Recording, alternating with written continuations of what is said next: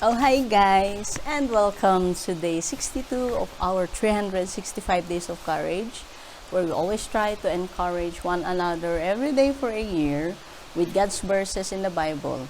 We look for all those verses that assures us not to be afraid, to fear nothing, and to take courage.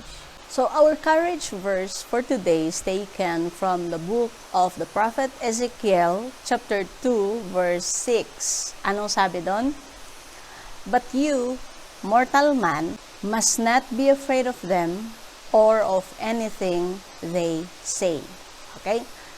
This is God speaking to the prophet Ezekiel when he was ordaining him as a prophet to the Israelites. Now, ano mong trabaho ng isang propeta? They are the bringer of news, whether good news or bad news. And ang pinakamahirap ay ang maging propeta because ikaw yung tagadala ng balita at okay kung maganda yung balita, pero what if yung news na yan ay bad news pala? Diba? Minsan sa'yo pagalit. Sa'yo pa sila galit. Anong malay ko dyan? Ako lang yung inyong informer. Ako lang yung inyong messenger. Bakit kayo galit sa akin? Now, why did God had to appoint Ezekiel as a prophet? Because ang mga tao nung kapanahunan ni Ezekiel are so hard-headed. Ang tigas ng ulo, they even rebelled against God. Nagrebelde pa nga sila laban kay Panginoon. And so, he appointed Ezekiel to become a prophet for them. At anong sabi niya? Ikaw, mortal na tao. Okay? Huwag kang matakot kung anong sasabihin nila o kung anong gagawin nila. Hindi ka nila pakikinggan. Hindi naman pala ako pakikinggan, Panginoon. Bakit mo pa ako pinapapunta doon? What if they're going to hurt me? Kasi nga sabi ng Panginoon, even if they do not listen to you, yun yung kasunod niyang verse, even if they do not listen to you, at least they will know that they have a prophet among them. Ibig sabihin, so that kapag may nangyari, at least they will consult me through you because alam nila na ikaw ay mensahero ko. So yun ang pinakamahirap na maging role, ang maging propeta, ang maging mensahero, ang tagadala ng balita. Dahil ikaw yung naiipit sa sitwasyon. Our gospel today has a connection to this particular courage verse that we have. Our gospel is taken from the Gospel of Mark, chapter 6, verse 11. It talks about the commissioning of the 12 disciples to go and spread the good news. Okay, what does verse 11 say? If you come to a town where people do not welcome you or listen to you, leave it and shake the dust off your feet, and let it be a warning to them. These are Jesus' words to the disciples. Go out, proclaim the good news. But not all of you will be welcomed by the people that you're going to. And if ever napupunta ka sa isang lugar at hindi ka welcome doon, well, iwan mo. And just shake off the dust. Because that will be a warning to them. Bakit mo warning? Na pinadalhan ka na ng mensahero pero hindi mo tinanggap. You refuse to listen to that messenger. And so therefore, whatever happens, wag mong sisihin yung mensahero dahil in the first place, hindi mo nga ni-welcome eh. Okay?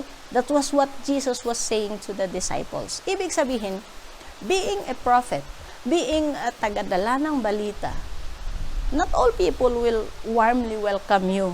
Diba? Meron yung hindi nga makikinig sa'yo. And especially ngayon, ito nga kasi ang problema, medyo nahaluan ng konting politika. Konti lang naman. Itong ating pagdadala ng magandang balita sa mga lugar na kung saan malalayo. Now, our intentions are good. We bring them the good news. But then, sa ibang mga tao, tatakbo yan sa election. Siyempre, malapit na naman ang election eh. Why do people think that? Whether it's true or not, let us focus on the message that they are trying to tell to the people na pinuntahan nila. Kaya nga, yun, we are already forewarned na ganun ang mangyayari. And especially now, of course, I had this past life na talagang dati is ako ay I was a homosexual before, and I don't deny that because people know that. But what people do not know now is that nagbago na ako. And so here I am trying to share God's word, and then there are those people na ayaw maniwalang nagbago na ako, have some things in behind their minds, which is so unfair on my part. But it's okay. Like Jesus said, you will not be welcomed in every town that you're going to. Like God saying to Ezekiel, I am appointing you as a prophet. Imagine, ako mismo ang nagsasabi, ikaw maging mensahero ko, pero people will not listen to you, but that's okay. That's okay because at least they know that they have a prophet among them. Napakahirap talaga ng role na maging tagapagbalita tayo or tagadala ng balita tayo. Now, I remember this VIP that I had as a visitor. Before I became a lawyer, I was working with the government, and during my off days, pagka off duty ko, I bring tourists to all the tourist spots here in Ifugao. And it so happened na isang VIP, kinontak niya ako at sabi niya, pwede mo ba kaming igawa ng itinerary, ipasyal mo kami dyan, etc. etc. She was a VIP. And nung papunta na kami ng Banawe, kasi pa-exit na sila, yung itinerary nila is supposed to be, they will be picked up by their chartered plane doon sa isang airport malapit doon sa Banawe. And while we are on the way going to Banawe, tumawag yung isang aide or siguro bodyguard or whatever, and sinabi, ma'am, hindi makalanding kasi it's foggy. Nagalit ngayon itong VIP kasi sabi niya, bakit kasi ngayon pa lang maglalanding, supposed to be nakapaglanding na yan. Why so sinisigawan niya yung nagsasabi. And then what the good thing is my VIP visitor was with her fiance and soon and they got married a month after that. And the fiance was saying, wag mo siyang pagalitan dahil hindi naman siya yung may kasalanan. He is just bringing you the news. And so yun na, medyo kumalma yung bisita ko, and then later on tumawag ulit siya, okay, ano na, so ano nang gagawin? Hindi pwedeng pumunta kami doon sa isang airport na napakalayo, ang itinerary natin is dyan, so gawan nyo ng paraan. At least this time hindi na siya galit. And thanks to her fiancé, pinakalma siya. Now, yun nga ang hirap ng maging mensahero, tagapagdala ng balita. But let us not be afraid. Because if God has given us this mission, if what I'm doing is from God, then I will continue to do it kahit marami pa ang mga nakakadismayang mga salita na sinasabi. It's just like God saying to me, ikaw, mortal na tao, huwag kang matakot kung ano man ang sinasabi nila or ginagawa nila. And so, just like Ezekiel, kakatakot man ang trabaho ng maging propeta, we still continue to do this. After all, we're not doing this for ourselves. We're not doing this for any group of people. We're not doing this for politics. We're doing this for God. And if God will say, ops, itigil mo yan, then that's the time that I will say, okay, tama na to.